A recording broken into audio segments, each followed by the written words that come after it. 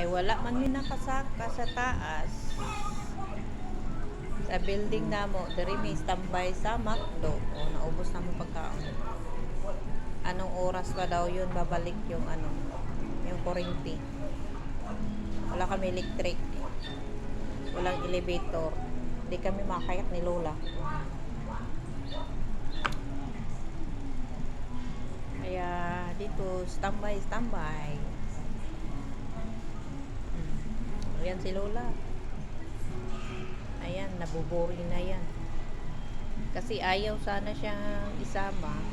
Gusto niyang sumama. Ayan, nadamay tuloy siya, natingga. Hindi kami makaakyat.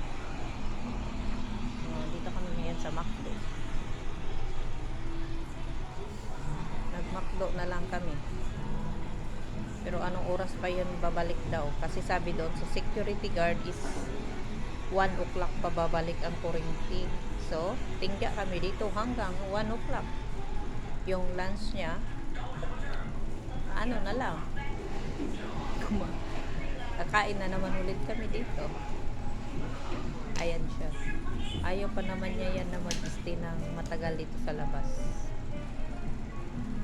Gusto niya, pag gusto niya papasok agad sa loob, akyat, mamalingki, akyat, balik agad sa bahay. Ganyan siya.